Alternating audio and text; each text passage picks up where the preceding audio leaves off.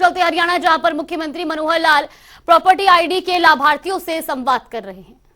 जो भी संस्था, जो भी प्रदेश, जो भी जिला, जो भी देश सेवाओं की संख्या मजबूती से जा रही है, रख पाएगा, योजनाओं की संख्या बढ़ती जा रही है, नागरिकों आबादी का विकास का सुविधा होने वाली है। एक प्रकार से बहुत बड़ी मात्रा में हम आगे बढ़ रहे हैं, संख्या बढ़ती जा रही है, योजनाओं स्थानीय तौर पर बढ़ती जा रही है।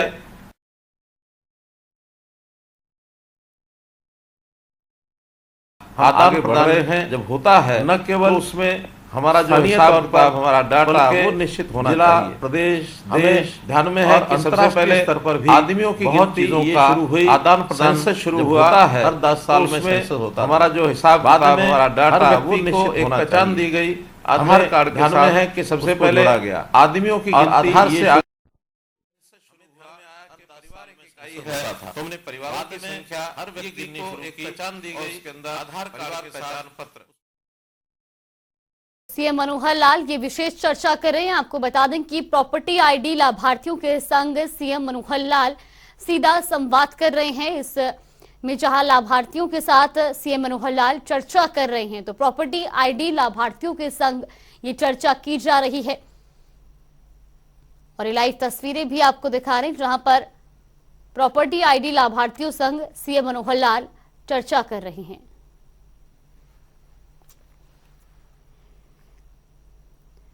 तो प्रॉपर्टी आईडी के लाभार्थियों के संग ये चर्चा की जा रही है। वहीं आपको बता दें कि जो प्रॉपर्टी आईडी से लाभान्वित हुए हैं, उनके साथ ये विशेष चर्चा की जा रही है। और ये लाइव तस्वीरें भी आपको दिखा रहे हैं।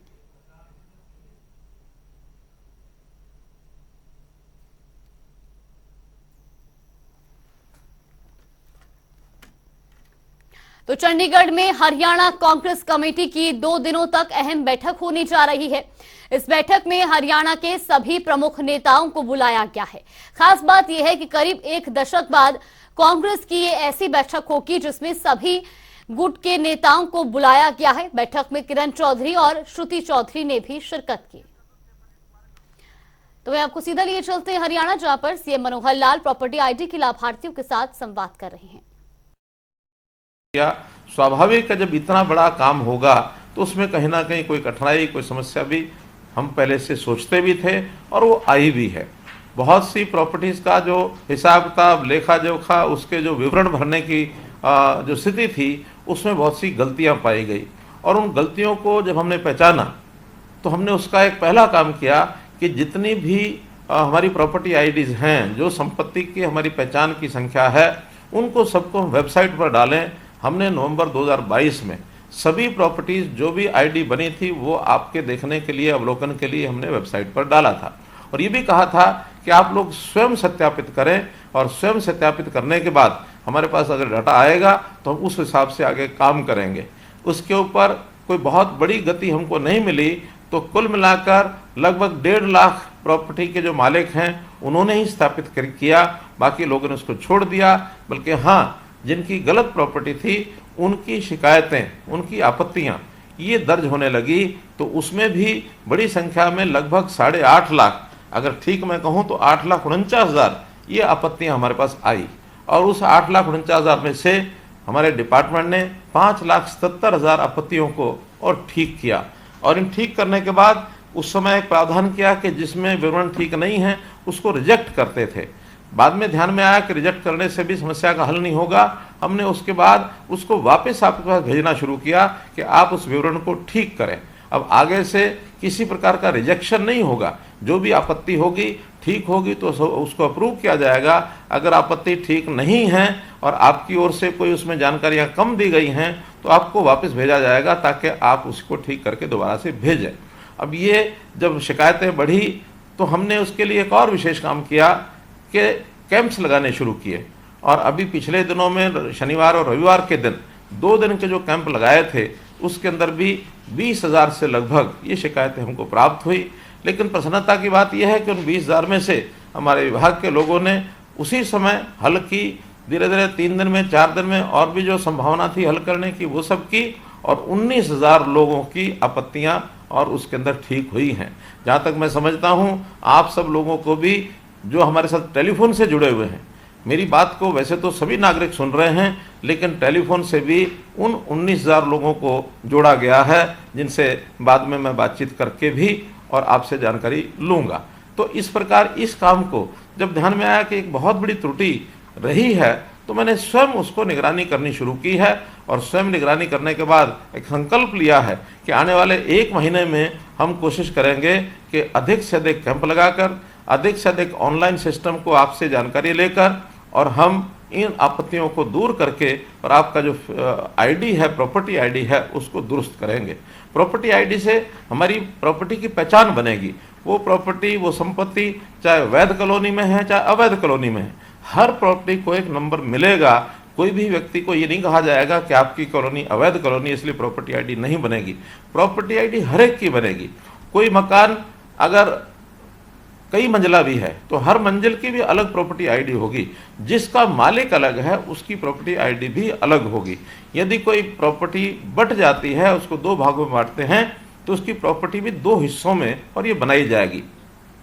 आगे तो विचार कर रहे हैं कि जब भी कोई नई कॉलोनी बनती है, चाहे हमारा डिपार्टमेंट शहरी विकास, हमारा जो प्राधिकरण है हरियाणा HSVP, तो ऐसा जो HSVP के सेक्टर बनेंगे, प्रारंभ में भले ही उनके एकड़्स, जब रॉ लैंड है तो उनके एकड़ के नंबर होंगे, उसका किला नंबर होगा, उसका एक एरिया होगा, लेकिन जब प्लॉट काट करके बेचने होंगे उनको, तो वो प्लॉट काट के तभी बेच पाएंगे जब हर प्लॉट की पहले से प्रॉपर्टी आईडी बना लेंगे।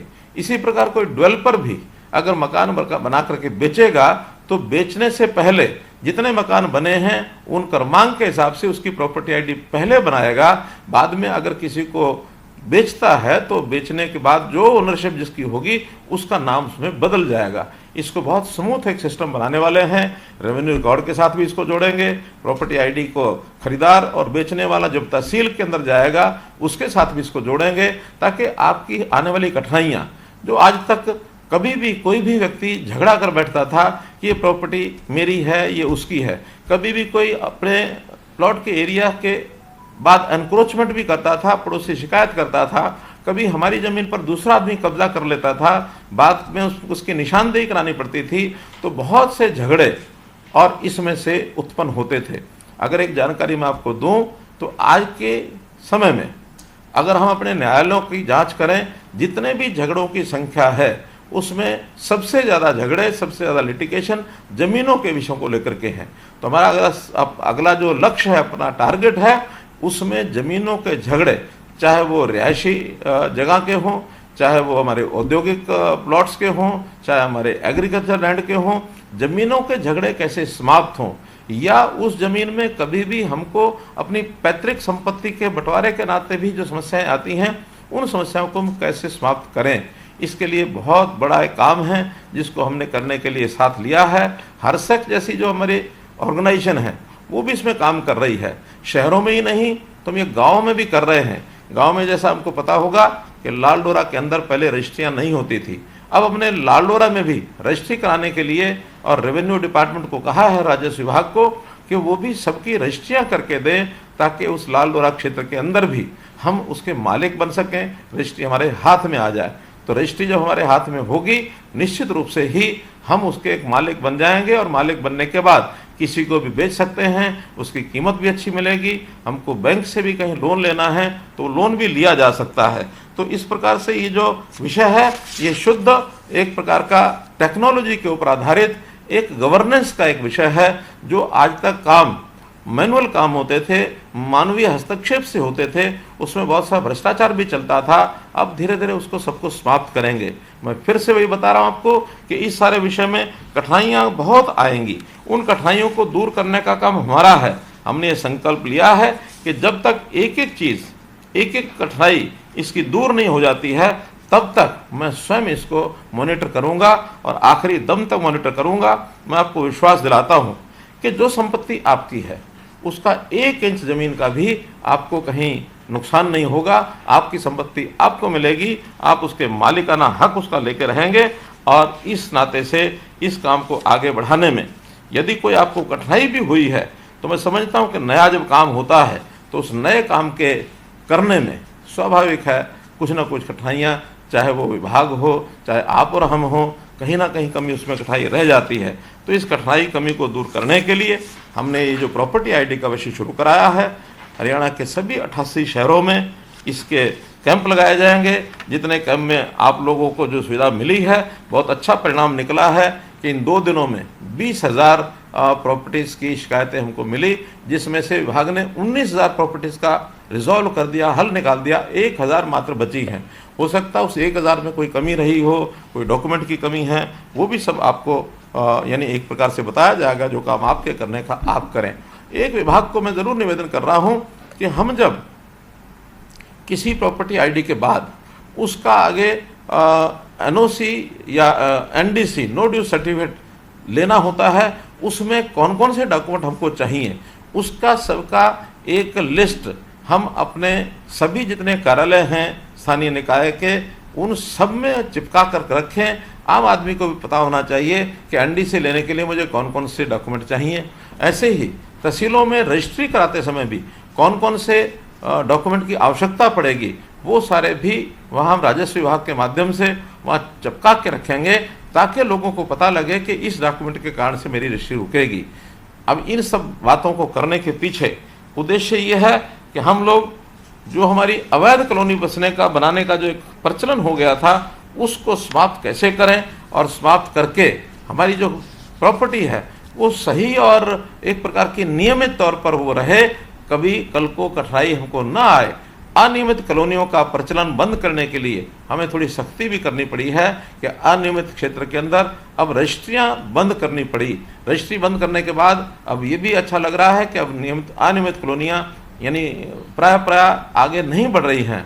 हाँ, पिछली जो अनियमित कॉलोनियां हैं उनको नियमित करने का भी हमने एक अभियान चलाया है, चाहे हमारा स्थानीय निकाय विभाग हो अथवा टाउन कंट्री प्लानिंग हो। अभी तक 2000 कॉलोनियों की और नियमित करने के प्रार्थना पत्र ये हमको मिल चुके हैं। इन 2000 में हमारा स्टाफ, हमारे इंजीनियर्स सब उसके अंदर अप्रूव करने के लिए उसका सर्वे कर रहे हैं, और बहुत जल्दी, जैसे हमने 2016 में लगभग 700 के आसपास कॉलोनीज को अप्रूव किया था, ऐसे ही इस वर्ष में 1000 से ऊपर कॉलोनीज जरूर नियमित होंगी। धीरे धीरे अब जैसे जैसे नियम उनका सर्वे होता जाएगा, सर्वे के बाद हम सब कॉलोनी को अप्रूव करेंगे। अभी तक एक शर्त थी कि हर कॉलोनी जिसको नियमित करना है उसका RWA का कोई ना कोई स्वरूप होना चाहिए। आज से मैं ये घोषणा करता हूँ कि हम RWA की आवश्यकता नहीं रहेगी। कॉलोनी का यदि एक व्यक्ति भी और कोई आकर के अपनी एप्लीकेशन देता है कि हमारी कॉलोनी अनअप्रूव्ड है, उसको अप्रूव किया जाए, उसका भी सर्वे कराया जाएगा, और सर्वे करा करके और हम आगे बढ़ेंगे। इन सब बातों को करते समय एक बात ज़रूर आपको मैं कहना चाहूँगा कि कई बार इस प्रोसेस में गलती हो जाती है। गलती होना कई बार मनुष्य के हाथ में नहीं होता, लेकिन गलती और गलत इसमें बहुत थोड़ा अंतर है। गलती और गलत में भले ही ई की मात्रा का अंतर है, लेकिन इसके अंदर बड़ा जो अंतर होता है वो होता नियत का। हमारी नियत गलत करने की नहीं है। हम किसी भी तरीके से हम आपको सुविधा पहुंचाने के लिए ये सब काम कर रहे हैं, और इस पर काम करते हुए पूरी निगरानी से इस काम को किया जाएगा। अभी विश्लेषण करते समय ध्यान में आया कि बहुत से प्रॉपर्टी होल्डर्स जो उन्होंने अपना रिकॉर्ड दिया हुआ है म्यूनसिपैलिटीज़ में, वहाँ उनका एड्रेस, नाम, पिता का नाम ये तो हैं, लेकिन कईयों में फ़ोन नंबर्स नहीं हैं। मैंने आज ही विभाग को निर्देशित किया है कि फ़ोन नंबर इकट्ठा करने के लिए जहाँ जहाँ नहीं है वहाँ घर में जा कर के उनके चाहे फ़ोन नंबर लेकर के आएँ, चाहे फैमिली आईडी लेकर के आएँ, लेकिन एक बड़ी फोर्स लगभग 1000 आदमियों की अगले 1 महीना काम करके, और ऐसे जिनके फ़ोन नंबर्स नहीं हैं उनका घर घर जाके सर्वे करके उनको फ़ोन नंबर्स लाएंगे, ताकि आपको इन सब कामों के लिए आगे कोई भी चीज़ कठिनाई उसमें ना आए।